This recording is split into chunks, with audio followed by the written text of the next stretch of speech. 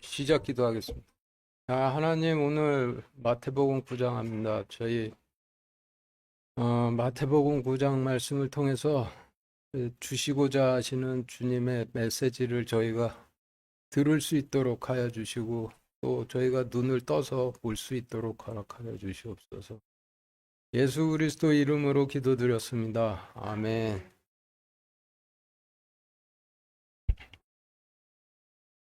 마태복음 9장 말씀에는 현재 시제 스토리와 진리 시제 스토리가 동시에 존재하고 있는데, 그래서 진리 시제 스토리라 함은 시공을 초월한 하나님 관점에서의 스토리를 의미를 합니다. 그런데 3차원 세계에 속해 있는 제가 두 스토리를 동시에 설명해 드릴 방법은 없죠. 그래서 오늘은 현재 시제의 스토리를 먼저 설명드리고, 다음 시간에 진리 시제의 스토리를 설명드리도록 하여 마태복음 9장은 2회에 걸쳐서 하도록 하겠습니다. 1절 같이 읽겠습니다. 시작. 그분께서 배에 오르사 건너가 자기의 도시에 이르리니. 지금 읽으신 말씀을 그림으로 설명을 드리면 여러분들 교재 그림 1과 같이 주님께서 갈릴리 광야에서 하나님의 심판에 잠긴 유대 땅을 건너 주님의 도시인 예루살렘에 가셨다라는 말씀이죠. 그런데 갈릴리 광야에서 주님의 도시인 예루살렘으로 가시기는 분명 제자들과 함께 가셨는데, 기록하시긴 홀로 건너가신 것처럼 기록을 하셨느냐? 제자들이 육신적으로는 주님을 따르고 있지만 영적으로는 주님께서 왕위에 오르시면은 자신은 대제사장이 돼 부와 권력을 차지하겠다는 대제사장의 길을 따르고 있어서, 그래서 주님께서 홀로 건너가신 것처럼 기록을 해 놓으신 것이 되죠. 2절부터 8절까지 같이 읽겠습니다. 시작. 보라, 그들이 마비병으로 자리에 누운 사람을 그분께 데려오거늘 예수님께서 그들의 믿음을 보시고 마비병 환자에게 이르시되, 아들아, 기운을 내고 내 죄들을 용서받을지어다 하시니라. 보라, 어떤 서기관들이 속으로 이르되 이 사람이 신선모독하는도다 하니, 예수님께서 그들의 생각을 아시고 이르시되, 너희가 어찌하여 마음속으로 악을 생각하느냐. 내 죄들을 용서받을지어다 하고 말하는 것과 일어나 걸어가라 하고 말하는 것 중에 어느 것이 더 쉬우냐. 그러나 사람의 아들이 땅에서 죄들을 용서하는 권능을 가진 줄을 너희가 알게 하려 하노라 하시고, 그때 말병 환자에게 이르시되, 일어나 내 자리를 들고 내 집으로 가라 하시매, 그가 일어나 자기 집으로 떠나가거늘 우리가 그것을 보고 놀라며 이러한 권능을 사람들에게 주신 하나님께 영광을 돌리니라. 지금 읽으신 말씀을 육신적인 관점으로 본다라면은 주님께서 마비병 환자를 고쳐주신 사건을 소개한 말씀이지만은, 성경 말씀은 육신에 관한 말씀이 아니라 영에 관한 말씀이니 영적인 관점에서 단어들을 정리해 보면 여러분들 교재표 1과 같은데, 그들이라 하심은 하나님 말씀을 전해 백성들을 주님께로 이끄는 자들을 의미하고, 마비병이라 하심은 하나님께서 따르라 엄히 명하셔도 꿈쩍도 않고 따르지 않는 병을 의미하고, 서기관들이라 하시면 출애굽 때 레이지파로 고라처럼 불순종하며 하나님께 대적하는 자들을 의미하고, 서기관이 신성모독하는도다라고 했다 하시면 주님께서 하나님 행세를 하는도다 했다는 의미이고, 주님께서 내 죄들을 용서받을지어다 하고 말하는 것과 걸어가라 말하는 것 중에 어느 것이 쉬우냐라고 하시면, 나에게 너희 죄들을 용서한다 말하는 것과 나를 따르라 하여도 꿈쩍 안 하는 너희를 일어나 나를 따르게 하는 것 중에 어느 것이 더 쉬우냐라고 하신 의미인데, 마비병 일화에서 주님께서 마비병 환자에게 아들아 기운을 내고 내 죄를 용서받을지어다 라고 하셨음에도 마비병 환자가 꿈쩍도 안 하고 그대로 있다가 불순종하는 서기관을 엄히 꾸짖으시고 일어나 하나님 법을 따르는 하나님 왕국으로 가라 엄히 명령을 하시니 그때서야 일어나 가죠. 이게 무슨 뜻이냐? 주님께서 아무리 다정히 대해주면서 용서해 주신다 약속을 해주셔도 인간들은 절대 저주받을 염소 자리에서 복을 받을 양의 자리로 안 간다라는 뜻이 되죠. 그러니 5절 말씀은 마비병 환자에게 용서받을지어다 라고 말씀하시는 것보다 일어나 주님을 따라 하나님 왕국으로 들어가라 하시는 것이 쉽지 않다라고 하시는 의미이고 6절 말씀에서 그러나의 의미는 아무리 용서를 한다 해줘도 꿈쩍도 않고 나를 따르지 않는 너희를 일어나 나를 따르도록 하는 일이 더 어렵지만 이라는 의미이고 용서하는 권능을 가진 줄을 너희가 알게 하려 하노라 라고 하시면 내가 용서하는 권능을 가진 하나님인 줄을 알게 하려 하노라 라는 의미이죠. 그리고 그때라 하시면 불순종하는 고라 같은 자를 꾸짖으신 후에 라는 의미이고 내 집은 돌로 지은 성전을 의미하는데 성전은 하나님 법을 지키는 하나님 백성들이 거하는 하나님 왕국을 상징을 하죠. 한국은 한국 법을 지키는 한국 백성들이 사는 곳이고 미국은 미국 법을 지키는 미국 백성들이 사는 나라이고 하나님 왕국은 하나님 법을 지키는 하나님 백성들이 사는 곳이죠. 그런데 미국으로 이민 간 한국 사람들이 미국 법을 따르지 않고 한국 법을 따르겠다가 하면은 추방당하죠. 민수기 말씀에서 살인자가 도피성에서 나가면 죽을 거라 하심이 죄인인 하나님 백성이 하나님 법을 따르는 하나님 왕국을 떠나면은 죽을 것이라는 의미를 나타내시는 말씀이 되는 거죠. 그래서 지금까지의 설명을 2절부터 8절 말씀에 대입해 보면은 여러분들 교재표 2와 같이 보라 하나님 말씀을 전하는 자들이 하나님께서 따르라 명령하셔도 꿈쩍도 안 하는 백성을 그분께 데려오거늘 예수님께서 그들의 믿음을 보시고 마비병 환자에게 이르시되 아들아 기운을 내고 내 죄들을 용서받을지어다 하시니라. 보라 어떤 고라처럼 불순종하는 서기관들이 속으로 이르되 이 사람이 하나님 행세를 하는도다 하니 예수님께서 그들의 생각을 하시고 이르시되 너희가 어찌하여 마음속으로 악을 생각하느냐 너희에게 용서했다라고 말하는 것과 아무리 따르라 명령을 해도 꿈쩍도 안 하는 너희가 일어나 나를 따르도록 하는 것 중에 어느 것이 쉬우냐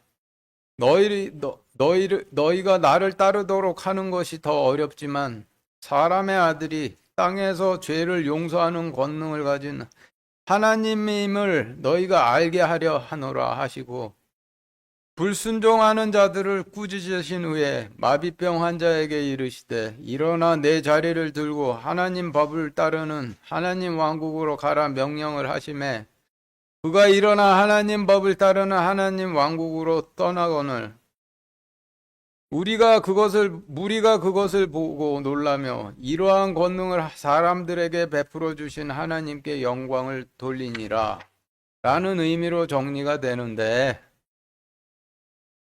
출애굽 시대에 레위 지파 사람 고라처럼 불순종하는 자들을 출애굽 시대의 고라처럼 불순종하는 자들을 꾸짖으신 후 가나안 땅으로 들어가지 않는 마비병 걸린 백성들을 고쳐서 가나안 땅으로 들여보내셨듯이 가시밭에 씨를 뿌리시던 시대에도 고라처럼 불순종하는 서기관들을 꾸짖으신 후 하나님 왕국으로 들어가지 않는 마비병 걸린 백성들을 고쳐 하나님 왕국으로 들어보내셨다라는 말씀이죠. 9절 같이 읽겠습니다. 시작. 예수님께서 거기를 떠나 지나가시다가 마테라 하는 사람이 세금 받는 곳에 앉아 있는 것을 보시고 그에게 나를 따르라 하시니 그가 일어나 그분을 따르니라. 지금 읽으신 말씀에서 하나님을 따르지 않고 세금을 받는 곳에 앉아 있는 마태는 마비병에 걸려 있는 마태이고, 나를 따르라 하시니 바로 따르게 된 마태는 마비병이 나와 하나님 왕국의 백성이 된 마태이죠. 한국 사람 중에 대통령이 영장 발부해서 군대 오라 부르면 거부하는 사람 없듯이 마태도 하나님 왕국의 백성이 되었기 때문에 하나님께서 따르라 부르시니 바로 따르는 것이죠. 그러니 2절부터 8절에서 마비병이 나은 자는 마태를 의미하고 있는 것이 되겠죠.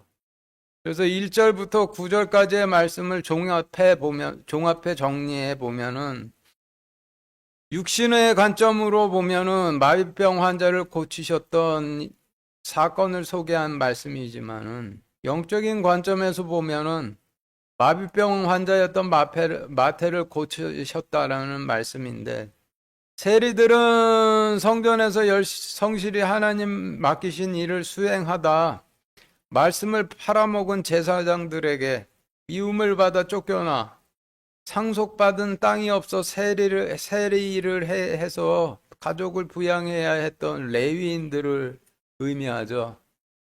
10절부터 13절까지 같이 읽겠습니다. 시작. 예수님께서 집에서 음식 앞에 앉으실 때 보라 많은 세리들과 죄인들이 와서 그분과 그분의 제자들과 함께 앉았더니 바리새인들이 그것을 보고 그분의 제자들에게 이르되 어찌하여 너희 선생은 세리들과 죄인들과 함께 먹느냐 하거늘. 예수님께서 그것을 들으시고 그들에게 이르시되 온전한 자들에게는 의사가 필요 없으나 병든 자들에게는 필요하니라. 오직 너희는 가서 내가 긍휼을 원하고 희생물을 원치 아니하노라 하신 말씀이 무슨 뜻인지 배우라. 나는 의로운 자들을 부르러 오지 아니하고 죄인들을 불러 회개하게 하려고 왔노라 하시니라.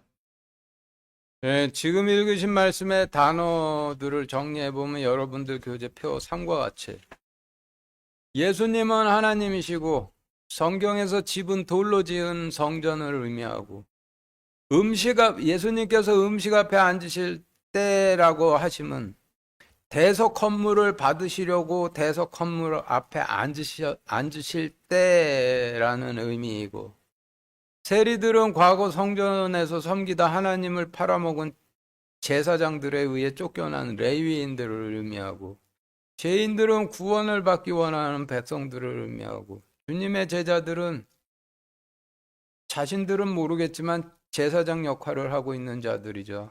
그래서 10절 말씀은 하나님 성전, 대속 건물, 제사장, 레위인, 대속을 원하는 백성들로 구성된 성경적으로 완전한 하나님 왕국을 설명하시는 말씀이 되죠. 그리고 바리새인들은 불순종하는 자들을 의미하고, 어찌하여 너희 선생은 세리들과 죄인들과 함께 먹느냐라고 하면 바리새인들이 눈이 멀어 하나님께서 백성들로부터 대속 헌물을 받으시는 것을 죄인들과 함께 드시는 것으로 보고, 어찌하여 너희 선생님은 세리들과 죄인들과 함께 먹느냐라고 했다라는 의미죠. 그리고 온전한 자는 말씀을 들으면서도 자신이 온전하다라고 착각하는 자를 의미하고, 병든 자는 말씀을 통해 자신이 병들었음을 깨달은 자를 의미하고, 긍휼을 원하고라고 하시면 내가 대속 헌물을 받음은 죄인들에게 긍휼을 베풀길 원하기 때문이라는 의미이고, 희생물을 원치 아니하노라라고 하시면 의인들이 행위로나 바치는 대속 헌물을 원치 아니하노라라는 의미이죠.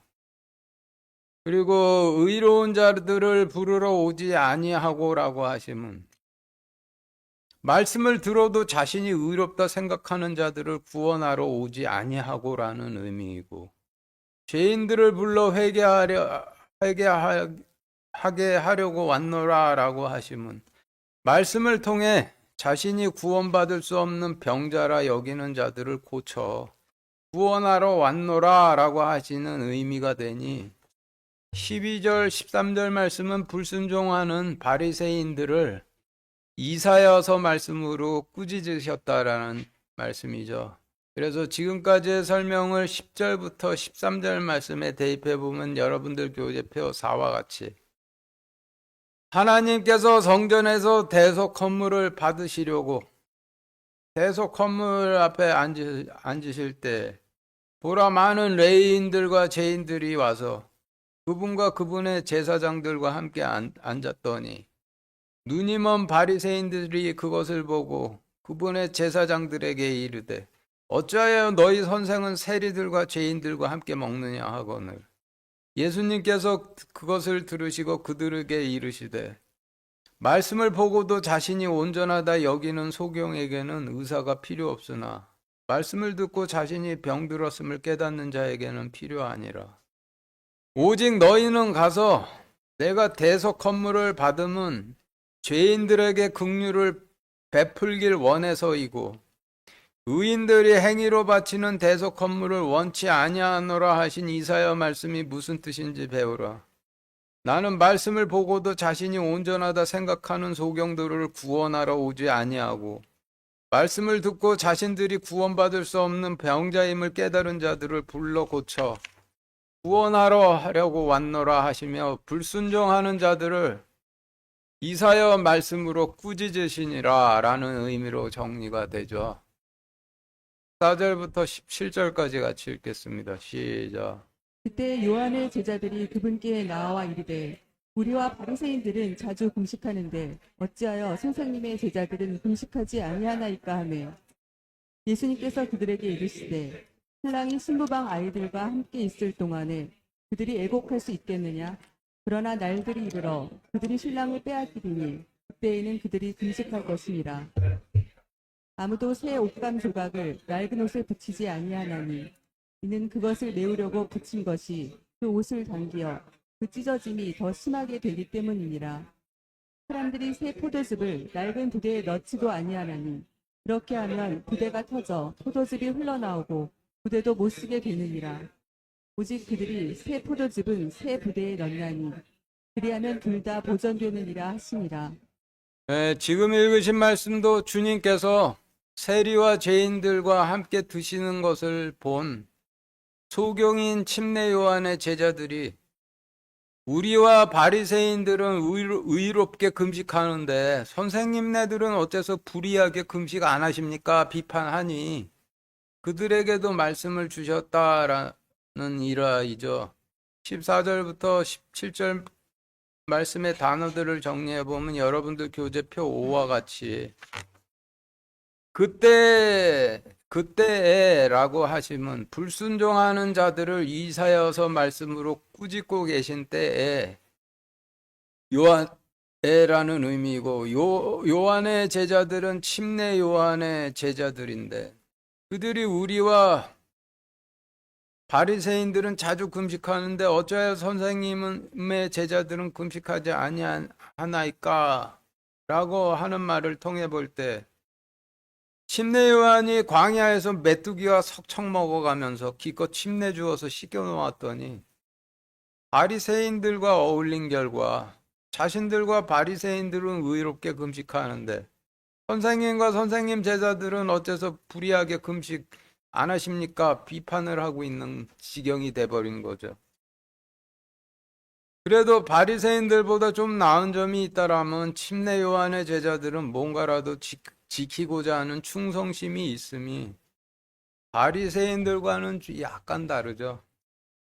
그리고 성경에서 신랑이라 하시면 주님을 의미하고 신부방 아이들이라 하시면 아직 자라지 않은 어린 신부들인 12제자들을 의미하고 성경에서 옷은 벌거벗은 죄악된 자신의 영혼을 가리기 위해 입는 하나님의 의를 의미하니 새 옷이라 하심은 신약 시대에 속한 하나님의 의를 의미하겠고 새 옷감 조각이라 하심은 신약 시대에 속한 하나님 의의 일부분을 의미하겠죠.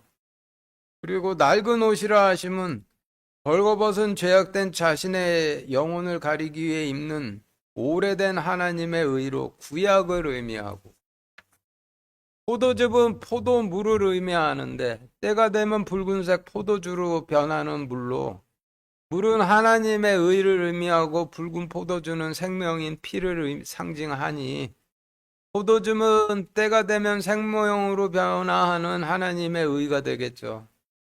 그래서 새 포도즙은 하나님의 의이되 때가 되면 생명으로 변하는 새로운 하나님의 의인 신약을 의미하고, 곡식은 곡간에 보관을 하듯이 포도즙은 부대에 보관을 하니 곡간과 부대 양쪽 다 하나님 백성들을 보관하는 하나님 왕국을 의미하고, 낡은 부대라 하시면 낡은 하나님 왕국이란 의미로 구약시대에 속한 하나님의 왕국을 의미하니, 지금까지의 설명을 14절부터 17절 말씀에 대입해 보면은 여러분들 교재표 6과 같이 주님께서 불순종하는 자들을 이사야 말씀으로 꾸짖고 계신 때 침례 요한의 제자들이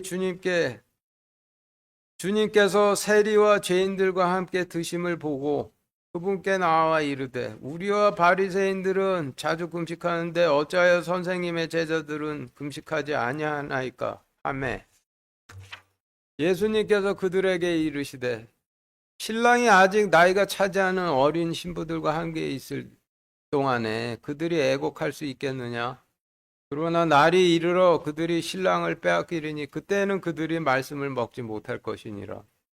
아무도 신약시대에 속한 하나님의 의의 일부분을 구약시대에 속한 하나님 의에 붙이지 아니하나니, 이는 그것을 메우려고 붙인 것이 구약시대에 속한 하나님의 의를 당겨 그 찢어짐이 더 심하게 되기 때문이니라. 사람들이 신약시대에 속한 하나님의 의를 구약시대에 속한 하나님 왕국에 넣지도 아니하나니, 그렇게 하면 구약시대에 속한 하나님 왕국이 터져서 하나님의 의가 흘러나오고 하나님 왕국도 못 쓰게 되느니라. 오직 그들이 신약시대에 속한 하나님의 의는 신약시대에 속한 하나님 왕국에 넣나니 그리하면 둘 다 보존되느니라 하시니라 라는 의미로 정리가 되는데, 구약시대에 속한 자들은 구약시대에 속한 의에 따라, 신약시대에 속한 사람들은 신약시대에 속한 의에 따라 따르고 분리해 구원하신다 하는 의미가 되죠. 18절 같이 읽겠습니다. 시작. 그분께서 그들에게 이것들을 말씀하실 때 보라, 어떤 치리자가 나와 그분께 경배하며 이르되, 내 딸이 지금 막 죽었사오나 오셔서 내 딸에게 안수하소서. 그러면 내 딸이 살겠나이다 하매, 지금 읽으신 말씀은 어떤 치리자가 자기니 먹이던 딸이 죽어 주님께서 그녀의 머리에 통치권을 대 그녀를 살려달라 구했던 사건을 소개하신 말씀인데, 성경은 육신에 관한 말씀이 아니라 영혼에 관한 말씀이죠. 그래서 지금 사건을 영적인 관점으로 단어를 정리해 보면은, 어떤 치리자가 애지중지 먹이며 양육해 하다 죽어버린 딸은 침례 요한이 광야에서 침례의 말씀으로 씻기고 먹였으나 바리새인들과 어울리다가 주님께, 우리와 바리새인들은 의롭게 금식하는데 선생님과 선생님의 제자들은 어째서 불의하게 금식 안 하십니까? 라고 비판하는 지경에까지 이르게 된 침례 요한의 제자들을 상징하고, 그러니 어떤 치리자는 침례 요한을 상징하겠죠. 그래서 어떤 치리자가 죽은 딸을 안수해 고치신 사건은 바리새인들을 따르며 영적으로 죽어가던 침례 요한의 제자들을 살리신 것을 설명하시는 말씀인데, 여기서도 침례 요한의 기도로 인해 침례 요한의 믿음을 보시고 그의 제자들을 살려주셨다라는 것을 알 수가 있죠. 지금까지의 설명을 18절 말씀에 대입해 보면 여러분들 교재 7과 같이 그분께서 그들에게 이것을 말씀하실 때 보라, 침례 요한이 나와 그분께 경배하며 이르되, 내 제자들이 지금 막 죽었사오나 오셔서 내 제자들의 머리에 통치권을 대주소서.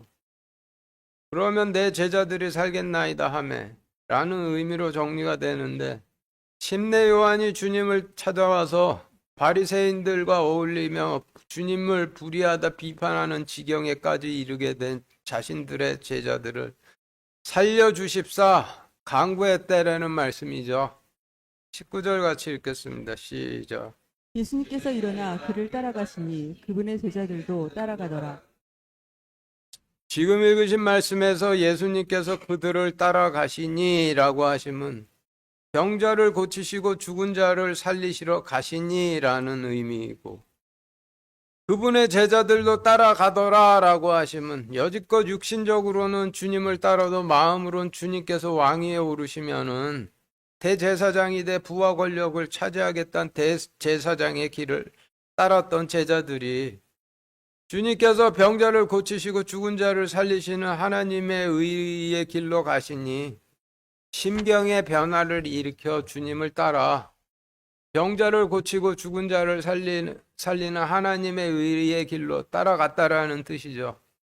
그래서 19절 말씀에서 주님께서 일어나 가시니 제자들도 따라가더라라고 기록하신 말씀은 제자들이 주님의 의를 따르기 시작했다라는 의미를 나타내고 있는 말씀이 되죠.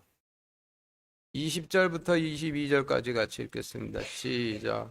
보라, 12해 동안 혈루증을 앓던 한 여자가 그분 뒤로 와서 그분의 옷단에 손을 대니 이는 그녀가 속으로 이르기를 내가 그분의 옷에 손을 대기만 해도 온전하게 되리라 하였기 때문이더라. 그러나 예수님께서 돌이켜 그녀를 보시며 이르시되 딸아 안심하라 내 믿음이 너를 온전하게 하였느니라 하시니 그 여자가 그 시각부터 온전하게 되니라. 지금 읽으신 말씀도 12해 동안 혈루증 앓던 여인을 고쳐주신 실제로 있었던 사건을 기록하신 말씀이지만은 영적인 관점으로 볼 땐 그렇게 읽으라고 기록한 말씀이 아니죠. 20절부터 22절 말씀의 단어들을 정리해보면 여러분들 교재표 8과 같이 성경에서 숫자 12는 12지파나 12제자를 의미하는데 여기서는 12제자들을 의미하겠죠.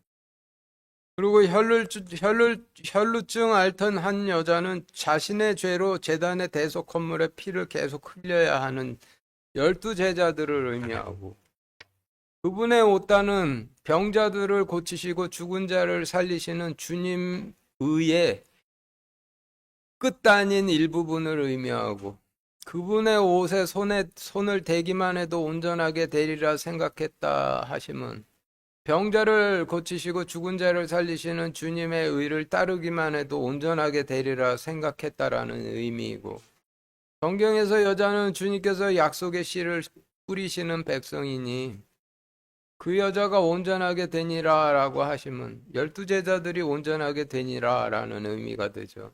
그래서 지금까지의 설명을 20절부터 22절 말씀에 대입해 보면은 여러분들 교재표 9와 같이 보라, 제단에 계속 대속 건물의 피를 흘려야 하는 12제자들이 그분 뒤로 와서 병자들을 고치시고 죽은 자를 살리시는 주님의 의의 일부분에 손을 대니 이는 12제자들이 속으로 이르기를 우리가 병자를 고치시고 죽은 자를 살리시는 주님의 의를 따르기만 해도 온전하게 되리라 하였기 때문이더라. 제자들이 주님의 옷단에 손을 댄 것이 다지만은 주님께서 돌이켜 12제자들을 보시며 이르시되 백성들아 안심하라 너희 믿음이 너희를 온전하게 하였느니라 하시니 그 12제자들이 그 시각부터 온전하게 되니라 라는 의미로 정리가 되는데, 제자들이 주님께서 병든 자들을 고치시고 죽은 침례 요한의 제자들을 살리시는 주님의 의를 따르기만 해도 온전하게 되리라 생각을 하고 따르니 그 시각부터 온전하게 되었다는 의미로 12해 동안 혈루병 앓던 여자를 고치셨던 사건은 12제자들이 주님을 따름으로 온전케 된 과정을 설명하시기 위해 기록된 사건이 되는 것이죠. 23절부터 26절까지 같이 읽겠습니다. 시작.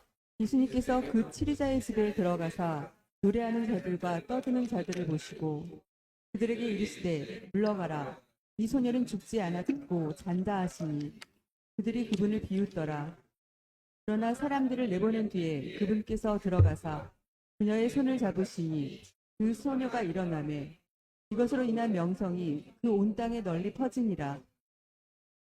지금 읽으신 말씀의 단어들을 정리해보면 여러분들 교재표 10과 같이 그 치리자라 하시면 침례 요한을 의미하고 그 치리자의 집에 들어가사라고 하시면 침례 요한의 성전에 들어가사라는 의미이고 노래하는 자들과 떠드는 자들은 자신들이 죽은 줄도 모르고 노래하고 자신들이 의롭다 떠드는 바리새인들을 의미하고 그분을 비웃더라 하시면 바리새인들이 주님의 말씀을 비웃더라라는 의미이고 사람들을 내보내신 뒤에라 하시면 이 비웃는 자들은 말씀 듣지 못하도록 바깥 어둠 속으로 내쫓으셨다라는 뜻이고 그 소녀가 일어나매라고 하시면 침례 요한의 제자들이 살아나매라는 의미죠.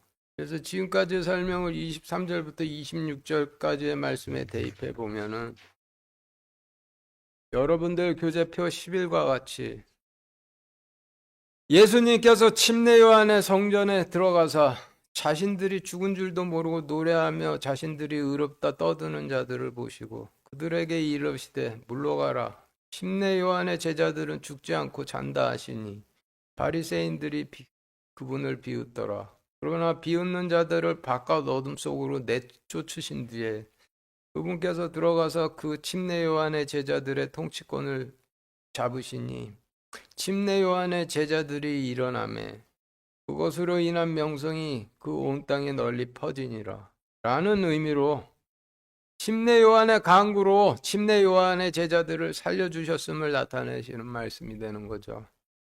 27절부터 31절까지 같이 읽겠습니다. 시작. 예수님께서 거기서 떠나가실 때 눈먼 두 사람이 그분을 따르며 소리를 질러 이르되 다윗의 자손이여 우리에게 긍휼을 베푸소서 하더라. 그분께서 집에 들어가심에 그 눈먼 사람들이 그분께로 나아오더라. 예수님께서 그들에게 이르시되 너희는 내가 능히 이 일을 할 수 있다고 믿느냐 하시니 그들이 그분께 이르되 주여 그러하오이다 하매 이에 그분께서 그들의 눈에 손을 대시며 이르시되 너희 믿음대로 그 일이 너희에게 이루어질지어다 하시니 그들의 눈이 열리거늘 예수님께서 그들에게 엄히 명하여 이르시되 삼가 아무에게도 그것을 알리지 말라 하시더라. 그러나 그들이 떠나가서 그분의 명성을 그 온 지역에 널리 퍼뜨리니라. 지금 읽으신 말씀도 육신적인 관점으로 본다면 소경 두 사람을 고쳐주신 사건을 기록한 말씀이지만은 영적인 문맥으로 본다면 다른 스토리가 되죠. 지금 읽으신 말씀의 단어들을 정리해보면 여러분들 교재표 12와 같이 눈먼 두 사람은 오늘 마태복음 9장에서 주님께서 행하신 기적들을 보았을 때 주님께서 누구신지는 알아보질 못하는 자로서 문맥으로 봤을 때는 마비병 환자였으나 마비병 고침을 받은 후에 주님을 따르며 죽은 침례 요한의 제자들을 살리시는 기적을 본 마태복음의 저자 마태와 침례 요한이 되겠죠.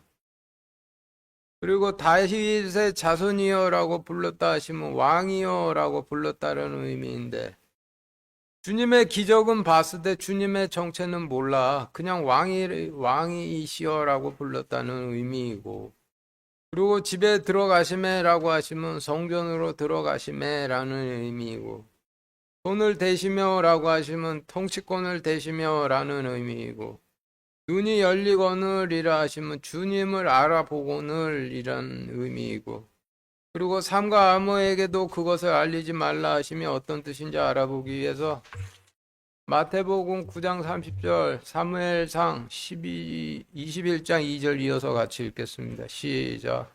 그들의 눈이 열리거늘 예수님께서 그들에게 엄히 명하여 이르시되 삼가 아무에게도 그것을 알리지 말라 하시더라. 다윗이 제사장 아히멜렉에게 이르되 왕이 내게 일을 명령하고 내게 이르시기를 내가 너를 보내어 하게 하는 일과 또 내게 명령한 것을 아무에게도 전혀 알리지 말라 하시기에 내가 내 종들을 이러이러한 곳으로 가라고 지정하였나이다. 성경은 그 자체가 사전이기도 하죠. 그래서 그 뜻을 모르는 단어나 구나 절이 나올 때 같은 단어나 구나 절이 들어간 말씀 들어간 다른 말씀을 검색해 보면 그 뜻을 알 수 있는 말씀들을 찾을 수가 있죠. 마태복음 9장 30절 말씀에서 무엇을 알리지 말라 하셨는지 알 수가 없어서 아무에게도 그것을 알리지 말라는 절을 성경에서 검색해 보면 뒤에 읽으신 사무엘상 21장 2절 말씀이 검색되는데, 무엇을 알리지 말라 하셨는지 사무엘상 21장 2절 말씀을 통해 보면 하나님께서 보내셔 하게 하신 일과 또 명령하신 것이죠. 그래서 마태복음 9장 30절에서 눈이 열려 주님을 알아본 자들에게 아무에게도 그것을 알리지 말라 하셨음은 하나님께서 나를 보내셔 하게 하신 일과 명령하신 일을 알리지 말게 하셨다는 뜻인데, 알리면은 주님께서 하나님께서 보내셔 하게 하신 일과 명령하신 일을 전부 이루시기도 전에 헤롯과 대제사장 가야바가 먼저 죽이려고 할 테니 알리지 말라 하신 것이라고 볼 수가 있죠. 그래서 지금까지의 설명을 27절부터 31절 말씀에 대입해 보면 여러분들 교재표 13과 같이 예수님께서 거기서 떠나가실 때 주님께서 행하신 기적을 보았을 때 주님께서 누구신지 알아보지 못하는 마태와 침례 요한이 그분을 따르며 소리질러 이르시되 왕이시여 우리에게 긍휼을 베푸소서 하더라.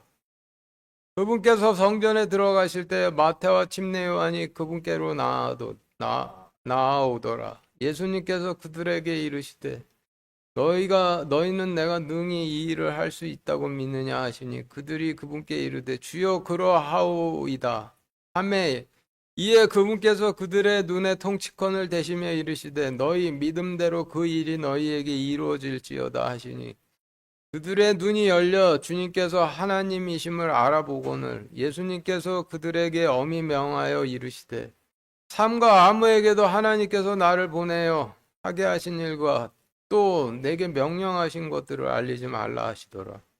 그러나 그들이 떠나가서 그분의 명성을 온 지역에 널리 퍼뜨리니라 라는 의미로 정리가 되는데, 두 사람이 주님께서 알리지 말라 하신 하나님께서 보내셔 하게 하신 일과 또 명령하신 일은 알리지를 않고 명성을 퍼뜨렸다 하니 주님의 명령을 지킨 것은 맞는 것이죠.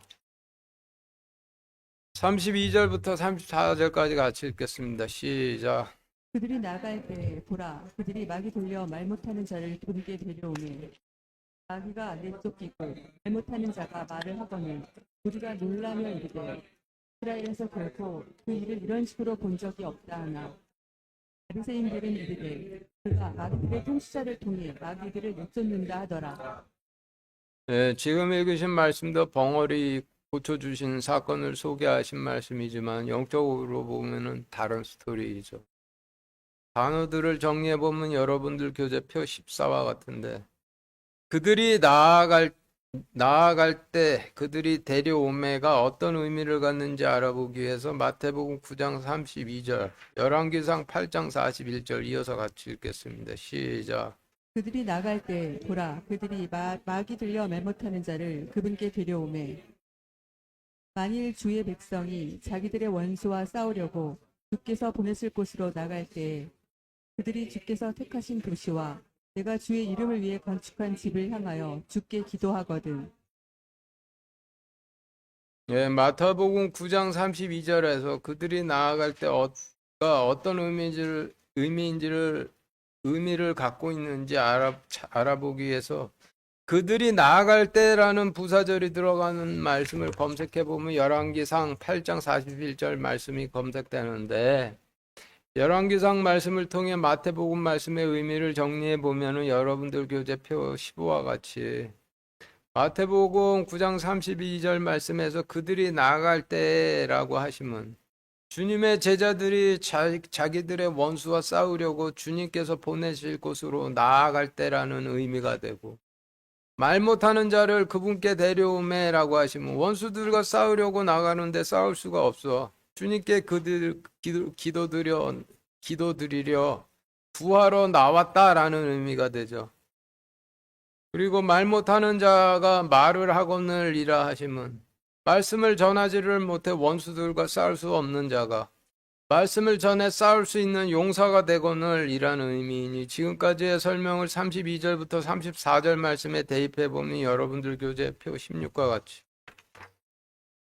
그들이 자기들의 원수들과 싸우려고 주님께서 보내신 곳으로 나아갈 때 보라 그들이 막이 들려 말씀 전하지 못해 싸울 수가 없는 자들을 그분께 데려오매 마귀가 내쫓기고 말씀을 전하지 못하는 자가 말씀을 전해 싸울 용사가 되거늘 우리가 놀라며 이르되 이스라엘에서 결코 이런 일을 이런 식으로 본 적이 없다 하나 바리새인들은 이르되 그가 마귀들의 통치자를 통해 마귀들을 내쫓는다 하더라로 정리가 되죠.